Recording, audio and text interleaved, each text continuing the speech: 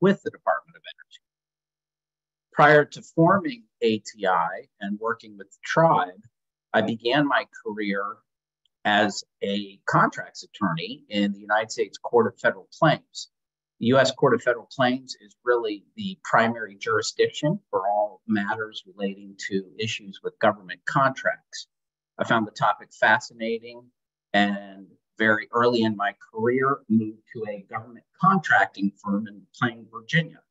Many of you may remember RSIS, Rodney Hunt and Ron Trowbridge. That's really where I cut my teeth, and then moved on to Energy Enterprise Solutions.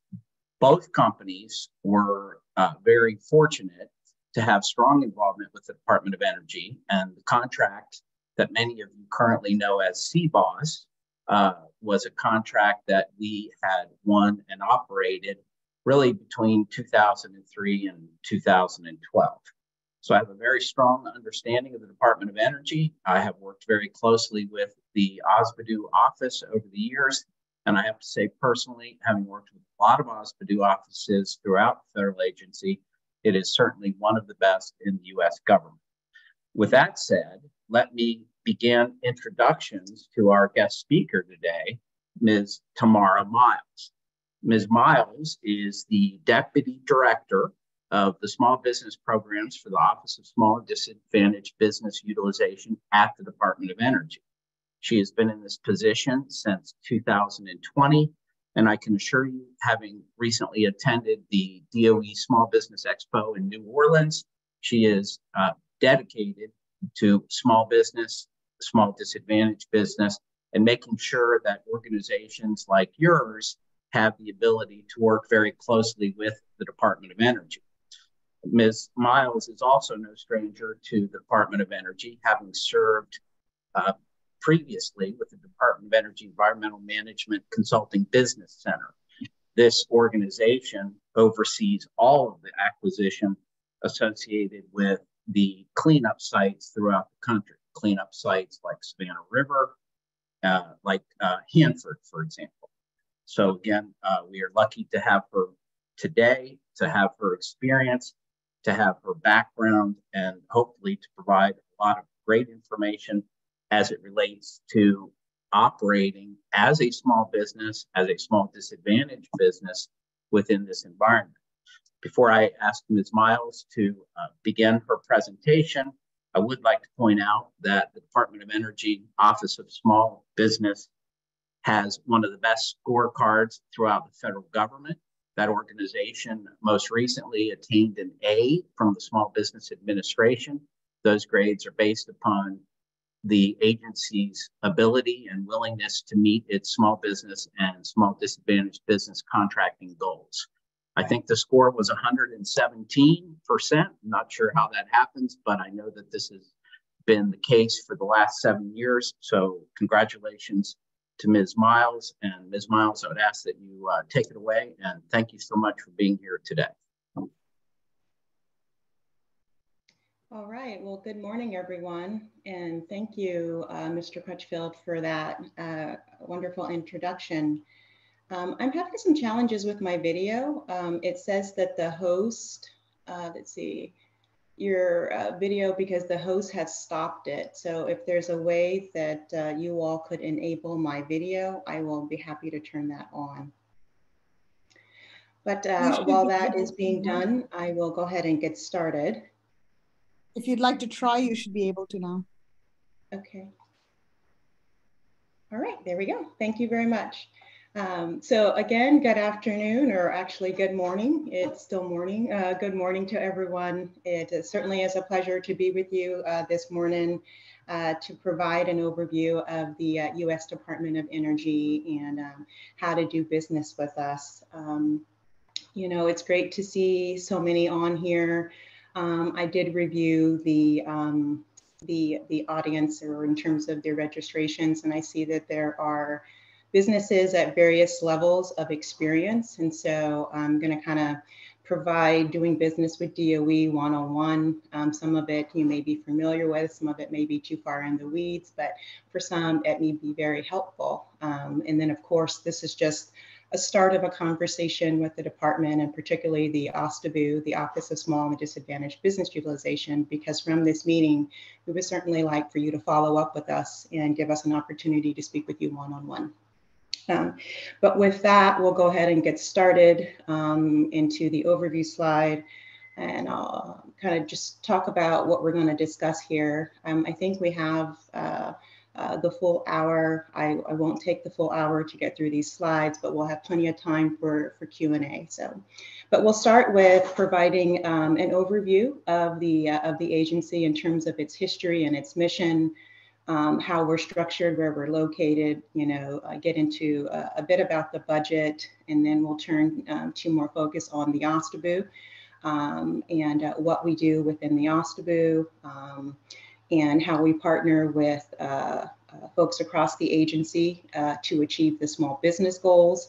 And as Mr. Crutchfield noted earlier in the introduction, DOE is doing very well in terms of the utilization of small business, and I will talk more about that in those slides. And then we'll get into the crux of the presentation, which is going over how to do business with the department. So we can go ahead and go to the next slide, please. So in terms of our history and our mission, it is to ensure America's security and prosperity by addressing its energy, environmental, and nuclear challenges through transformative science and technical solutions. The Department of Energy is a pretty diverse agency within the federal government. Some would say it's one of the most diverse in government in terms of our mission, our varied missions. The agency was created in 1977, but it traces its roots back to the Manhattan Project, which is, of course, the project for the development of the atomic bomb during World War II. There have been lots of different energy-related programs that were previously a part of other federal agencies that has consolidated into energy, hence my reference to we're a very diverse agency in terms of the different program offices. We've got science and innovation, nuclear security, as well as our edict for management and operational excellence. The department is also very much growing in terms of its scope, in particular due to some recent legislation, one being the Bipartisan Infrastructure Law. The bill, it is bringing, tens of billions of dollars into the department over the next 10 years. 60 additional program offices are being set up as a result of bill. Not only bill, but there's other recent legislation like the IRA, the Inflation Reduction Act is bringing lots of more funds within the department, really building that clean energy ecosystem within DOE and across the nation. Next slide, please. The next slide here is basically just a graphic of, where DOE and NNSA sites are located. NNSA is a semi-autonomous agency within the Department of Energy. And NNSA draws a lot in terms of mission, nuclear security and safety, but also it is the program that has the largest budget within energy.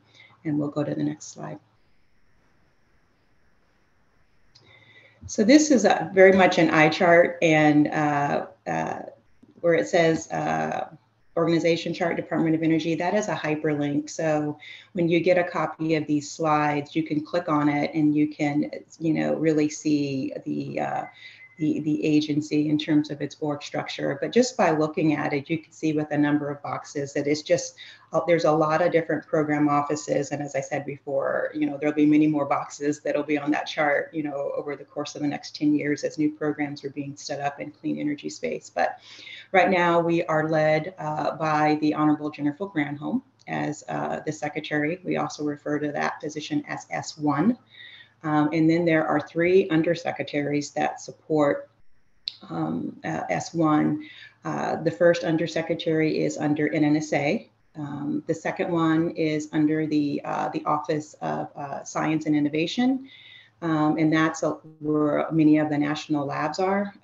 There are national labs also under NNSA, but there's another chart that I'll get into where those are. And then finally, there's the Undersecretary for Infrastructure. And under that Undersecretary are where a lot of the new program offices are being developed or stood up is under infrastructure. And then if you go all the way over to the right, and you see about 10 to 12 boxes, those are all staff offices for the most part in terms of supporting the operational activities, the program offices. And OSTABU is among those on the staff offices. And as you can see from the chart, being one of the staff offices that support all of DOE programs, we are a direct report to the Secretary's office. So our director, Ron Pierce, his boss is, S2, which is the Deputy Secretary, David Turk. And so we have direct access to the highest levels of the department where we sit in the OSTABU. Next slide, please. So in terms of our budget, annually, in terms of a procurement budget, it's about $40 to $45 billion a year in terms of the procurement budget. And year over year, we typically kind of fluctuate between the second or the third largest procurement budget in all of the federal government behind the Department of Defense. And that, $40 to $45 billion is again, just procurement, which is contracts. There are, billions of dollars that are also spent for financial assistance, grants and cooperative agreements, loan guarantees that are going out from the department. But we are graded in terms of our small business participation from the Small Business Administration just on our procurement spend and how that is going to small business. But as far as that billions of dollars and how that is, broken up to the major program offices, as you can see from the pie chart there, NNSA represents about half of the spending within energy. The next largest program is the Office of Environmental Management. That's the office that I used to, that I came from. I was a procurement director at one of the field sites for EM that has a very big mission to clean up the legacy of nuclear weapons production across the country prior to the Cold War. So there's a lot of opportunity within EM for small business. The next largest block of funds is going to the Office of Science. And that's where, like, as I said before, many of our national labs are, and there are many subcontracting opportunities within science. The next block is energy, and that's kind of a catch-all for a lot of the new programs that are coming within the department. I would say, as you see this pie chart in the coming years, that energy block will grow in terms of the clean energy space for the department. And if we had this pie chart and it was showing financial assistance spend in terms of grants and cooperative agreements, I would certainly say that energy would probably be the largest of the pie when it comes to distribution of grants and the like. So with that, we'll go to the next slide.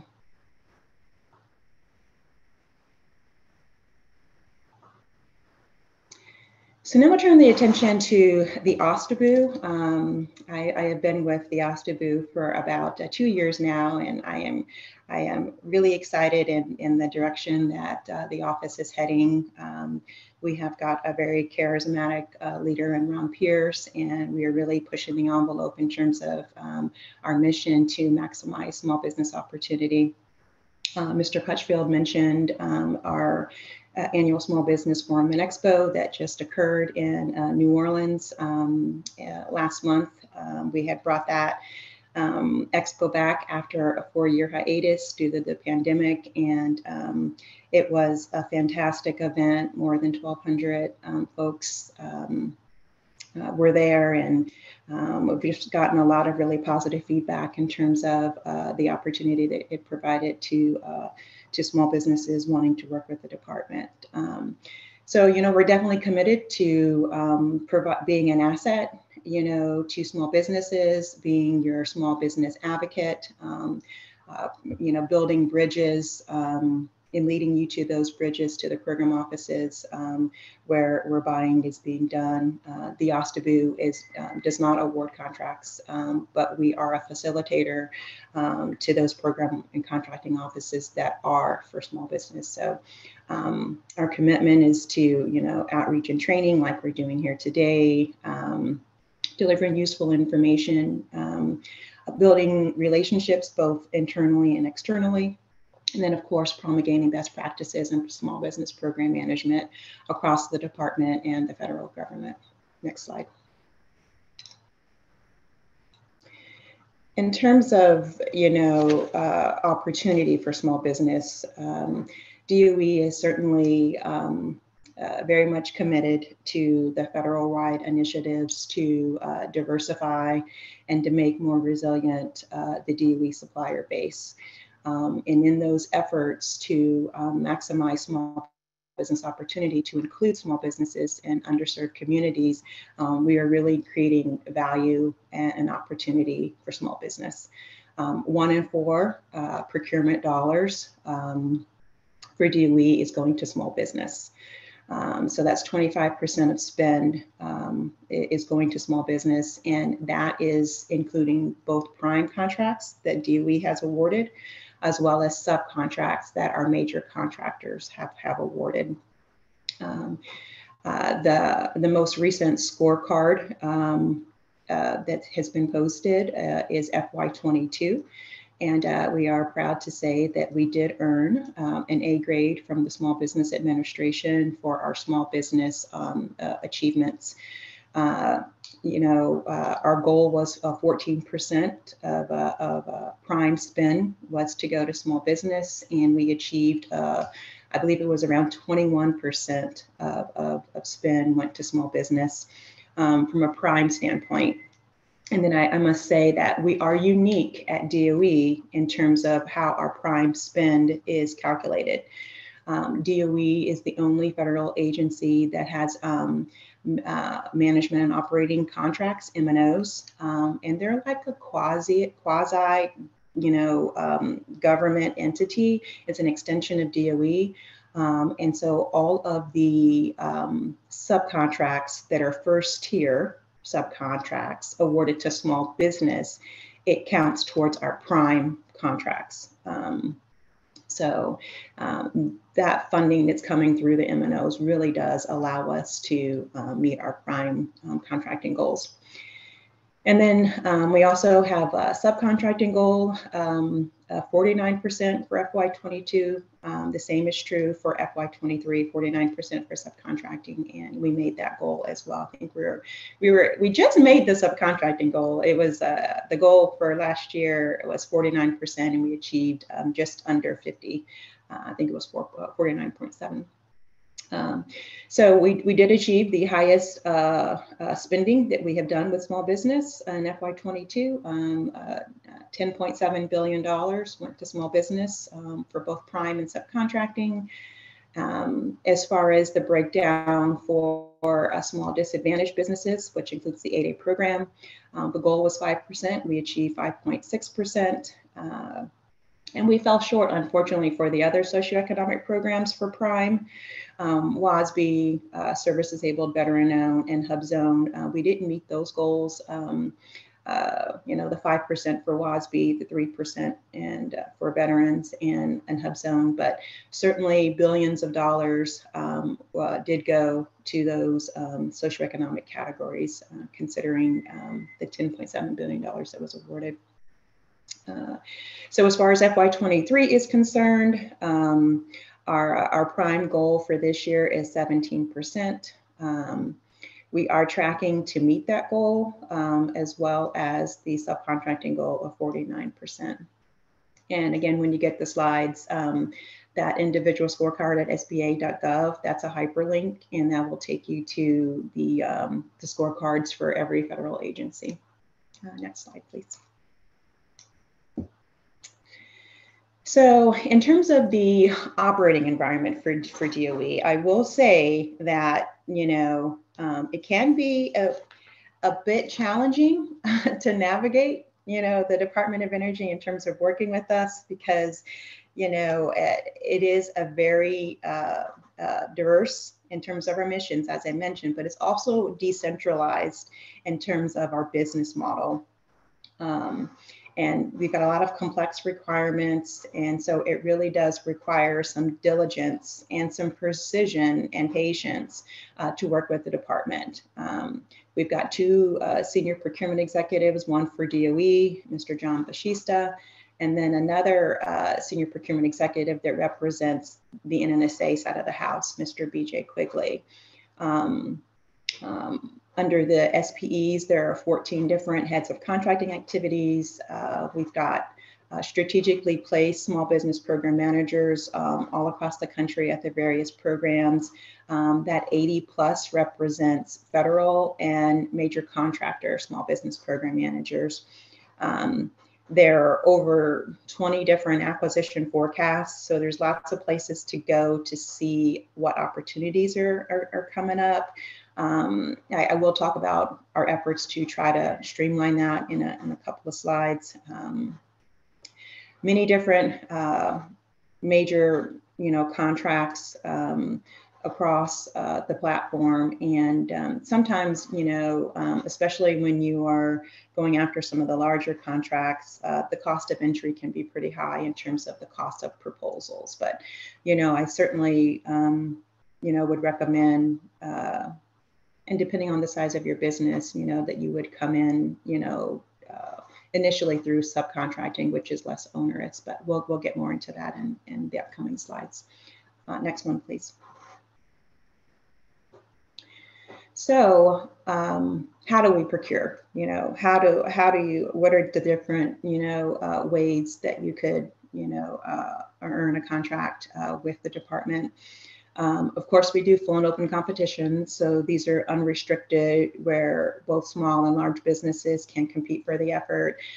We try to minimize, as much as possible, these full and open competitions.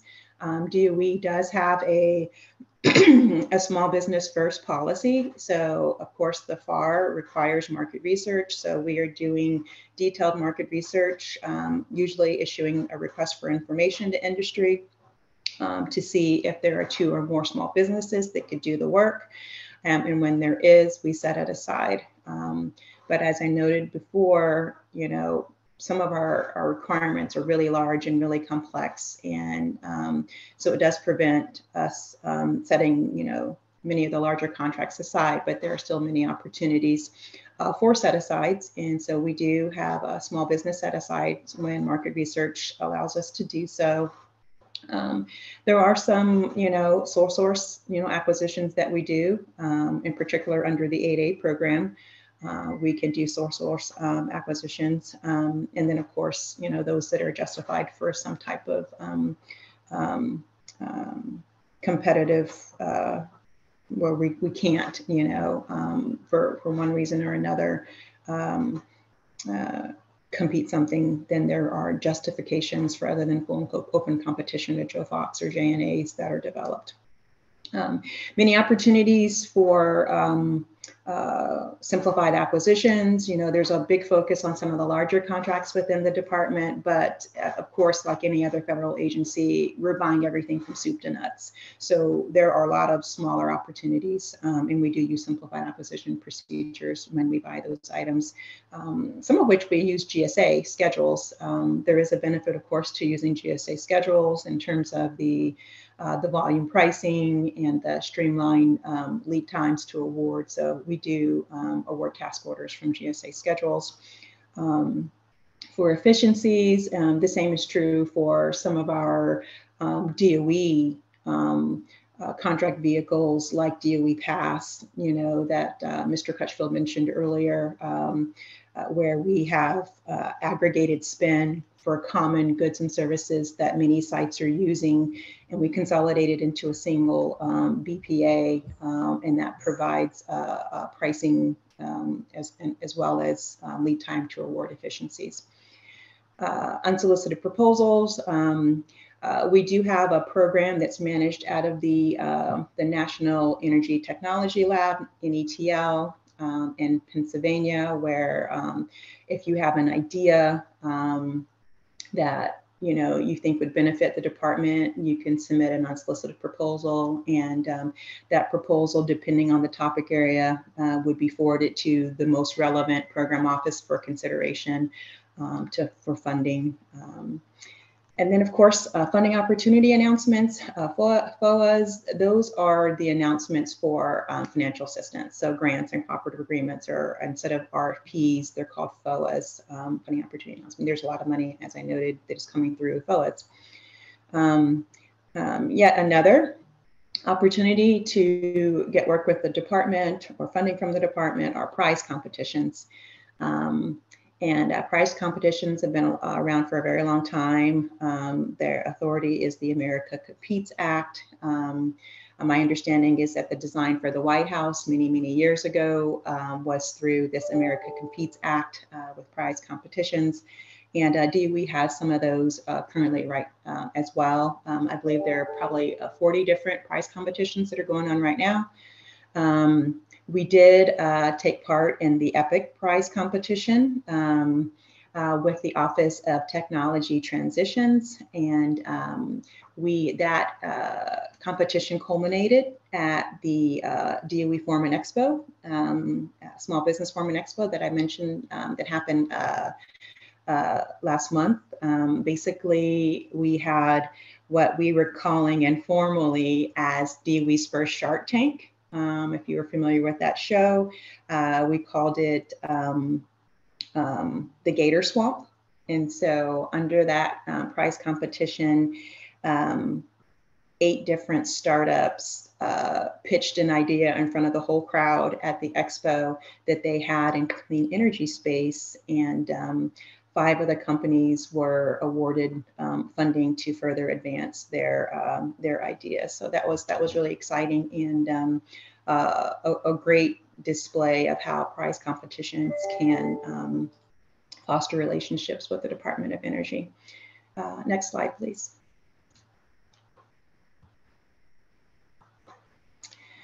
So as I mentioned before, DOE buys everything from soup to nuts, but this is our top 10 areas of spend for small business. Remediation services is the Office of Environmental Management, EM, line of business, and so there's a lot of small business supporting in that area. Engineering services, facility support, various aspects of IT and computers, administrative management, and consulting support across the board, some construction and R&D as well. So these are the top areas for FY22. This shifts, from year to year, but these categories are pretty much staples on the top 10 list. But again, this is just the top areas, but there are many more areas where you can certainly get involved. Next slide, please. So talked about all the ways that you can, work with departments. So where do you find all the opportunities? And I mentioned, there are many different forecasts or places to go. And this slide kind of gives you an indication of that too. And so I'm not going to go through all of these, but I do want to point out that the first one there, the DOE acquisition forecast. We do have a forecast of opportunities for prime contracts with the department, and it's on that website there. You can click on that once you get the slides. So it basically allows you to, and if you go to the next slide, I think it is, it'll be a picture of what I guess the next one after that. Yeah, this one. So this is basically a picture of what our acquisition forecast currently looks like. And so you can filter this spreadsheet to what it is that you're looking for. So if you're looking for just for WASB opportunities, you're women-owned small business, and when you want to know if there are any opportunities set aside for women-owned, or in this case, this one is showing opportunities that are set aside for service disabled veteran-owned. So you can sort by the set aside type, you can sort by the NAICS code, so you can kind of hone in on your experience. So there's a multitude of ways to filter that spreadsheet to identify opportunities. I will say that this is an area where we are really looking to improve. We have a working group that has been established to consolidate the DOE forecast so that it would be basically one stop, and you can search for all opportunities across all the program offices, but also the financial assistance opportunities that would be in one system too. So if you wanted a grant, you wanted funding in a certain area, you can search a single forecast that would identify that. And then what's more is that we are looking to also consolidate into a single platform subcontracting opportunities. And so that would be, that it's a heavy lift, but we're definitely moving forward, I think, at a very nice clip in terms of making this happen. We're looking to award a contract before the end of the FY for a small business to develop this platform, and we're probably about 18 months out from deploying it. So be on the lookout for that. We do hope to make it easier to identify opportunities by centralizing the search feature. If you could go back one slide, I wanted to just talk a little bit more about this forecast page. So this page here that you see on the screen provides a link to that spreadsheet that I just kind of provided a sample of, but you can also see that our forecast page right now has links to all of our major contractors. Those are the hyperlinks in those bulleted items on that list. So you can go to all of our major contractor websites. These are the M&Os and other facility management contractors.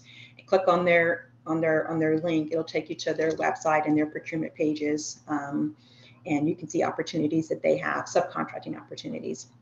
I will say that, you know, if you want to do business with Entergy, you know, the most bang for your buck is going to be pursuing subcontracting opportunities. 80% of small business spend for Entergy is through subcontracting. So if you're following the money, and I recommend that you do, you will certainly be going after subcontracting opportunities at our major facility management and M&O contractor sites.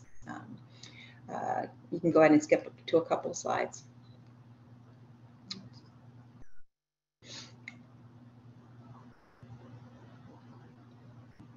Yeah, this one. So, of course, you know, we try to make sure our forecast is up to date as possible. Some things might not hit the forecast right away. And so certainly you can go to sam.gov and search for opportunities that way as well. So just wanted to make you aware of that sam.gov certainly provides comprehensive information in terms of opportunities to support the department. Some of our M&Os use sam.gov to post opportunities, but for the most part, you know, they have their own platforms, and you have to register as a vendor in their platform to get, you know, notices or access to their opportunity portals. Next slide, please. So again, this slide is just more focused on the subcontracting opportunities, and I've tried to foot stomp that throughout the presentation, that subcontracting is where the money is for small business within Entergy. All of our major prime contractors have requirements to utilize small business in terms of percentages of spend. These things are very heavily reviewed and scrutinized, not only by the OSTBU, but program offices, in terms of making sure that their small business goals are being achieved under the contract.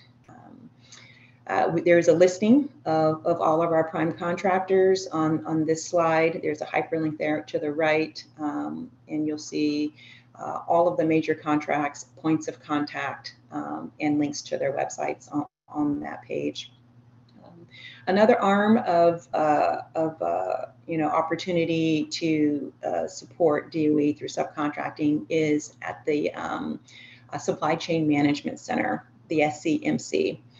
So, I kind of think of this entity as like DOE's own GSA, so they've got contracts or commodity agreements for goods and services that they are aggregating spend to put together. SCMC, supports, provides acquisition tools and resources to the NNSA conglomerate of M&Os, as well as the EM group of major contractors. So NNSA primes and EM primes leverage the infrastructure at the SCMC to buy goods and services, and there are requirements under those contracts to push spend through the SCMC. And when you what buying from SCMC means, if you're a vendor under their databases and providing goods and services, you're servicing all of those EM and NNSA sites potentially. So certainly I would recommend that you would check out the Supply Chain Management Center and register in their vendor database and see what opportunities you can glean from there that would enable you to support multiple sites at once.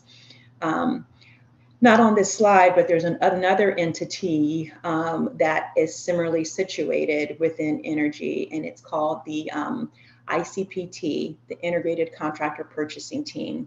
And so it's much like the SCMC in terms of their focus and their services, but they have the commodity agreements and the sourcing tools that support Office of Science M&Os. So we can, if you're interested in supporting the Office of Science and want to learn more about the Integrated Contractor Purchasing Team, you can certainly follow up with my office on that, and we'll need to update the slide to make sure we have that captured. But as I noted, to support these major contractors, you really do need to register to get within their database, and that's found on their procurement pages.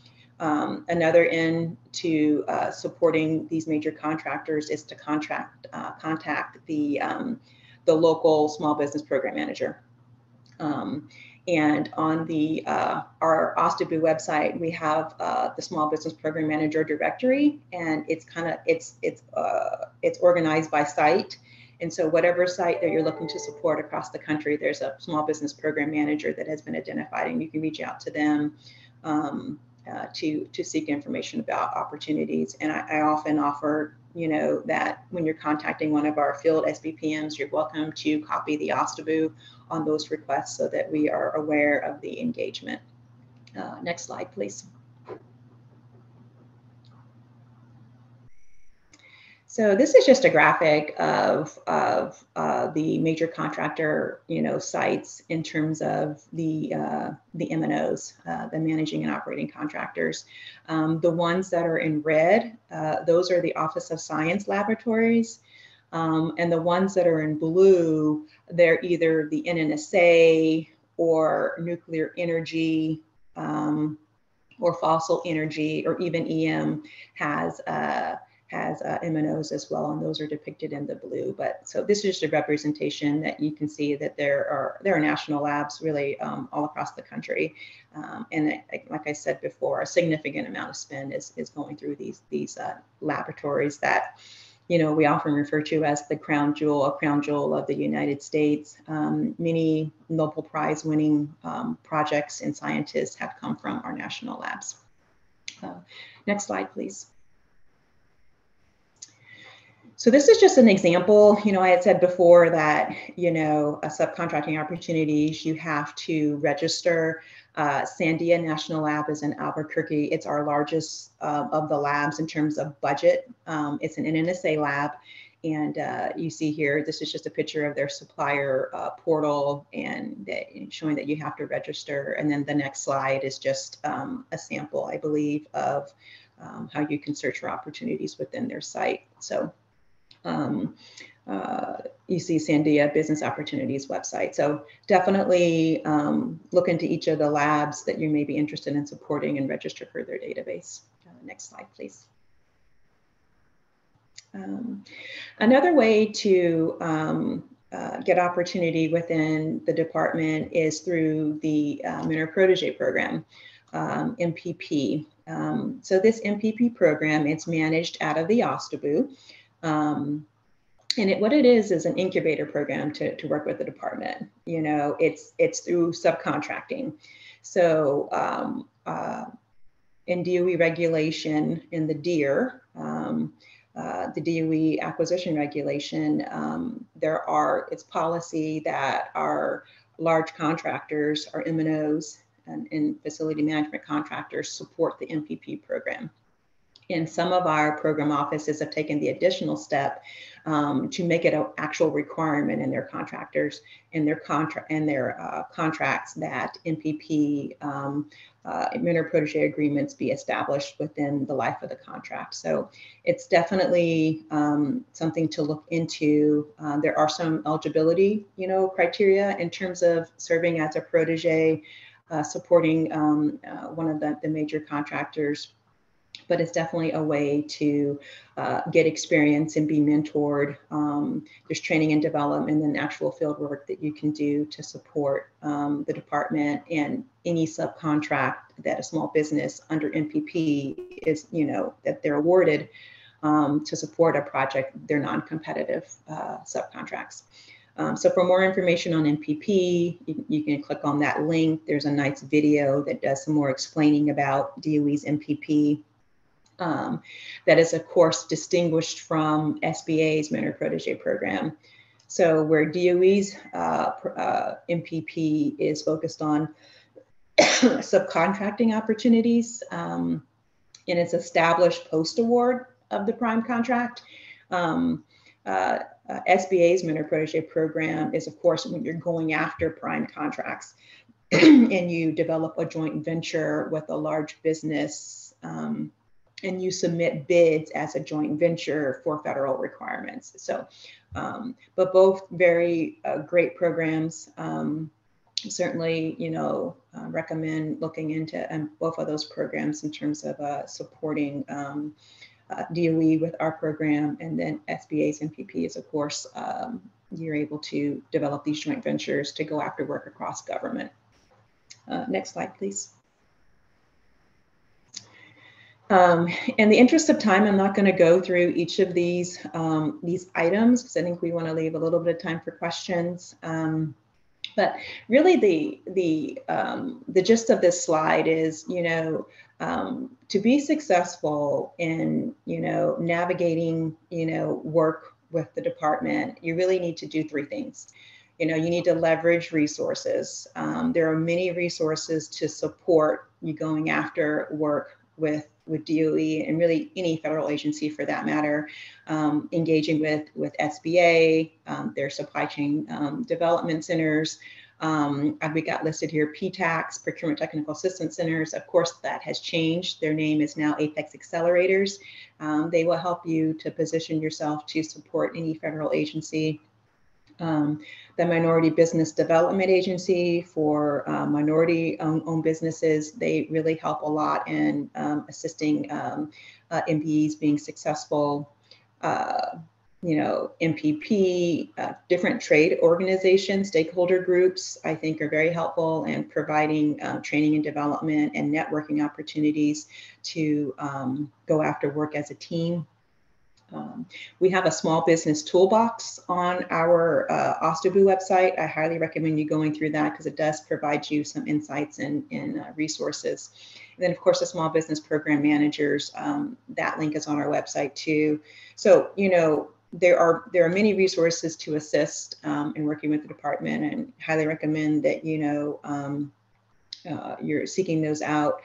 Making sure that you're prepared when you have an opportunity, do the research, do the work, figuring out, okay, what are we buying? Where are we buying it? What is aligned with your value proposition? And then methodically going after those things, making sure that you got the requisite credentials, certifications, whether you're going to go forward as a team to go after those things, but making sure that you're prepared. And then finally, targeting your effort. And what I mean by this is, pursuing work with DOE is not always something that you do with a broad brush, but you're precise. You know, you're looking at the opportunities and then making business decisions on the ones that you are best suited, you know, to compete for, to win. You know, it may be going after smaller dollar value actions first, subcontracting opportunities, and then making sure that when you do get an opportunity,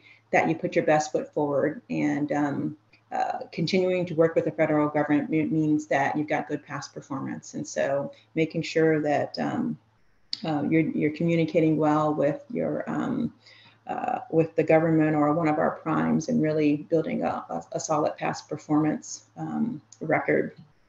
One other thing that I'll just mention before we move on in terms of targeting your efforts, highly recommend that you respond to requests for information, RFIs that go out from the market research process. You know, I know from managing a contracting office that those are very important aspects of any acquisition, because that provides us the information to determine set-aside opportunities. And so if we aren't getting feedback from industry, small businesses in particular, the effort is going to go full and open. So contracting officers are combing through those responses along with the technical folks to ascertain capabilities so that those decisions can be made. And CEOs do like to set aside opportunities. So definitely provide thoughtful responses to RFIs. If there's questions that are being asked, answer each one of those questions. Don't just grab a summary sheet off the shelf and submit it. Those things aren't going to be reviewed. But when you provide a thoughtful, detailed response, those things are certainly needed, wanted, and reviewed. Next slide, please. So I just wanted to talk a little bit about some of the things that we have planned as far as outreach activities. Later this month, we're going to be in Albuquerque doing a collaborative event with the Sandia National Lab. That is an event that's in person, and it's limited to small businesses in that region, but I'm sure there will be information that will be posted about that event for follow-ups for folks across the country. We are planning an event with the Pacific Northwest National Lab, PNNL, an opportunity day, and that's going to be coming up, we believe, this fall at MPP Forum. Sandia National Laboratory is one of the sites that really lean forward in supporting MPP. And so we want to have a forum that brings mentors and proteges together to do some matchmaking. And so that is something that's planned in Albuquerque. I don't think that will occur until FY24. But certainly that's something to keep on your radar if you're interested in MPP, and more information will be forthcoming on that. And then we already have identified the city and the dates for our next Small Business Forum and Expo. And that is going to be in Minneapolis, Minnesota, next June, the 4th and the 5th. So please save the date for that. The two links at the bottom of the screen will provide you information on more events that OSTABU, will be participating in, but the events at the top, those are ones that we are hosting or co-hosting. But there are many other events where we're supporting other federal agencies or stakeholder organizations doing matchmaking or presentations, stuff like that. And then the other link is just for all federal agencies. There's the OSTABU Council website that's on the Acquisition Gateway, and that provides small business outreach events that all federal agencies are doing, and you can click on that link if you're interested in supporting other agencies. Next slide, please. So again, I'm not going to go through all these. These are just some of the links to different resources or tools, many of which that I've already referenced. The one that I didn't is alleged undue restrictions. And this is kind of one of the best kept secrets, and it really shouldn't be. So I often point it out when I have these discussions. If you see a solicitation that the department has sent out and you feel like it's unduly restricting competition for one reason or another, there is an avenue where you can try to get change, and that is through the OSTBU.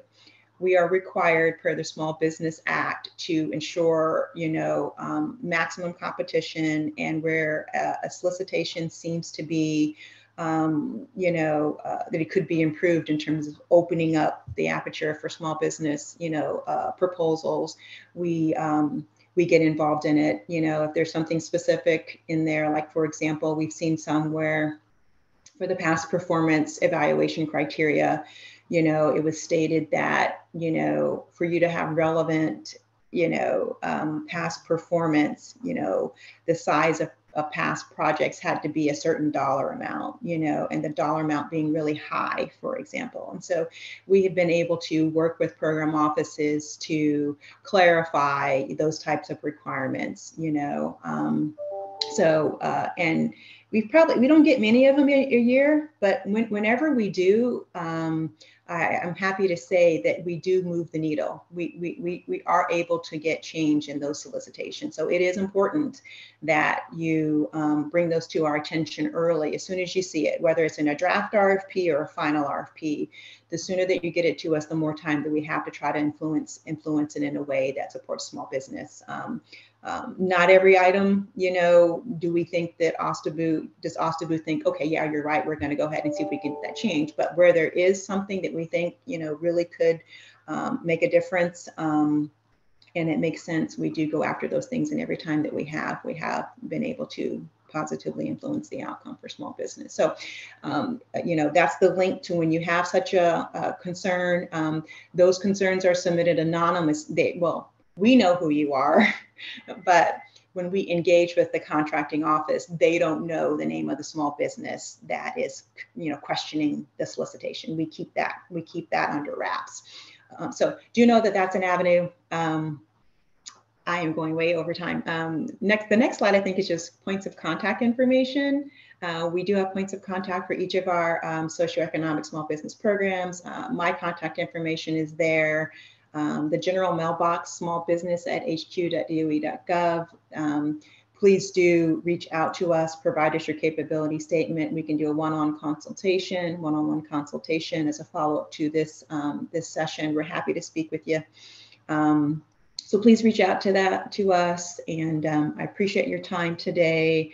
And I think we have a few minutes left for any questions that you have. And I'll turn it back over to you, Partra. Yeah. Thanks. Thank you, Ms. Miles. And Firmage, if you're on, I know there are some questions, and we also had some early questions.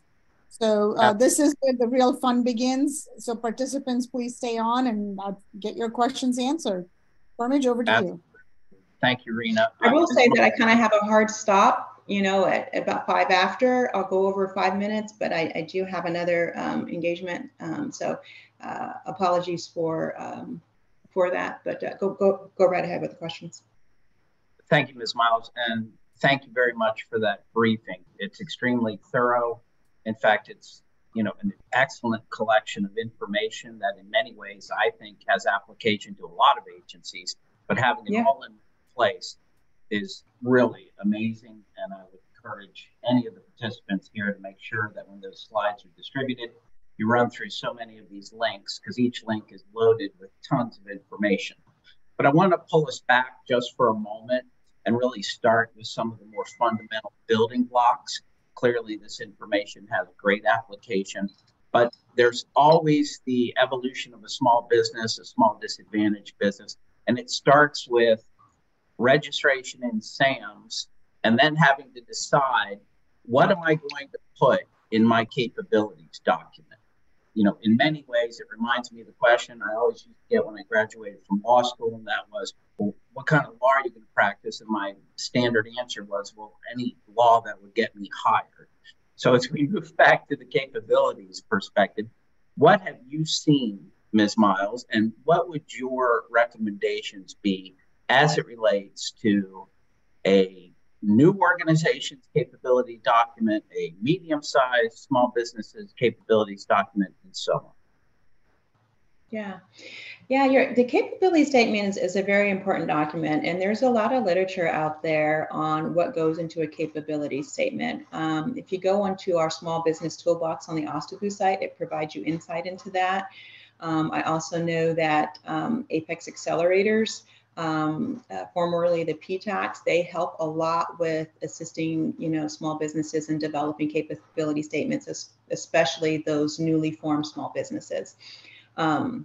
So just wanted to put that out there. But in terms of, when we receive a capability statement, that's one of the first things in any engagement with a small business is that, especially if they're reaching out to us electronically, is, hey, please send us your capability statement, because that's the document that we're using to ascertain, what it is that you do and how may your body of work match with the program office, and then we start trying to do those matches. So it is an important document. As far as what would go in it, certainly, a summary of the company, any requisite, certifications that you have from SBA is super important to be in your capability statement. The different NAICS codes, the North American Industry Classification System, the industry that you work in, all of those NAICS codes that you support should be on your capability statement. And then some details on your body of work. Who are your clients, current clients? Whether it's federal or otherwise, it's important to have past performance or some level of experience with clients, contact information for those clients, or past performance CPARS scores for companies that are medium sized or that already have worked with the department, is to also provide an indication of what your past performance scores, CPAR scores, were for those different projects, so that you have a person has a good understanding of your body of work, how well you've been doing it, and what you're wanting to look into in terms of going forward. So very important documents. There are tools out there to help you to make sure that you've got the requisite information, but those are some of the things that I think are critical: certifications, NAICS codes, and your a summary of your current body of work. Thank you very much. Very helpful. The next question, I'd like to focus on some of the programs you mentioned throughout your presentation. Obviously, a capabilities document is extremely important, but as experience is gained at the Department of Energy, I would think that it opens up a couple of paths. Path one is using or working for other agencies or other groups within the Department of Energy, whether it's the labs or the power administrations. And step two really would be, for a lot of the companies here today, really would be a focus on how you bring forward some of the extremely innovative technology or programs that you've developed. How do you bring those forward to the Department of Energy? So it's really two questions in one, but I know your time's limited and I wanted to see your thoughts or hear your thoughts. Yeah. Well, I mean, if you're already working with the department and you're wanting to expand, I think it's really important to, attend events like this, for one. This gives you an opportunity to network with other, companies that may have your similar,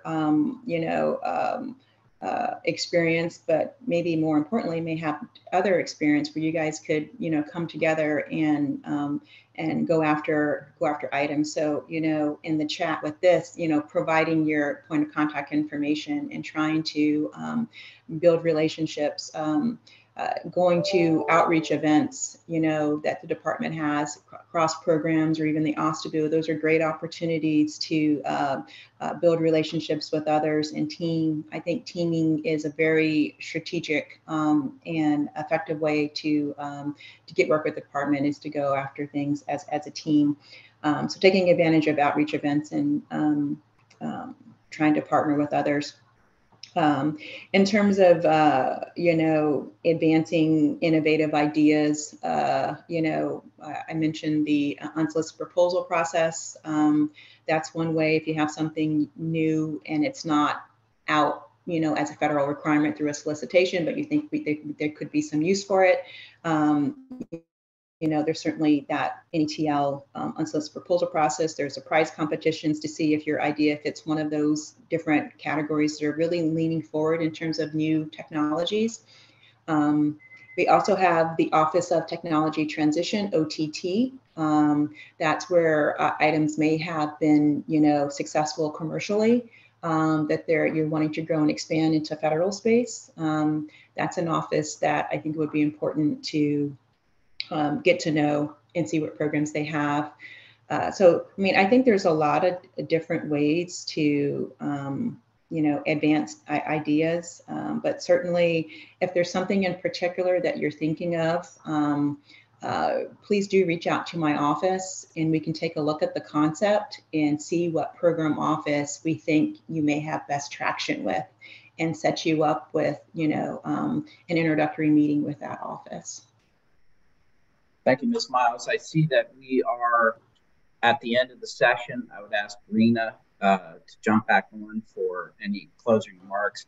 Personally, I'd like to thank you again. It was a fantastic presentation, huge resource, all in one place. Thank you so much.